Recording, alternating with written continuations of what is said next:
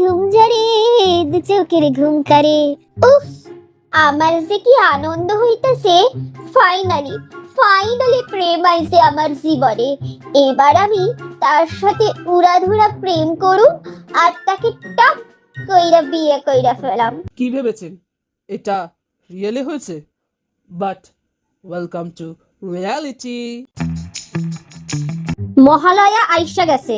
পাড়ায় পাড়ায়, মোড়ে মোড়ে, অলিতে গলিতে, আনাচে কানাচে, জোড়ায় জোড়ায় লাল নীল সাদা সবুজ কালারিং চুলওয়ালা কপত কপতিরা ঘুইরা বেড়াইতাছে। কিন্তু আমি 24টা বসন্ত পার হইয়া গেল, তবুও বাড়িতে বসে আছি।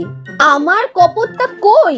কপতের দেখা তো আমি দূর দূর পর্যন্ত পাইতাছি না। যা দেখতাছি কপত আমার এ জন্মে কপালে জুটবো না। অনেক কষ্ট কইরা পাহাড় পর্বত নদী নালা পচা ড্রেনের ধার পেরোইয়া একটা প্রেম করার জন্য বফ পাইলাম। সে খুব ভালো কথা, কিন্তু তার তো লাল নীল চুল নাই। কি করব আমি? তাকে আমার বয়ফ্রেন্ড হিসেবে এই সমাজ মাইনা নেবে তো? ট্রেন সুতো হইব না তো আমরা? প্রেম হইব আর আমি প্রেমে চোট পামু না, এ আবার হয় গাইস? আমার মতো ট্রেন সুতো লাউড স্পিকার মাইয়া দেখলে বাড়িতে কাক বসে না, সেখানে সে থাকবো কি কইরা?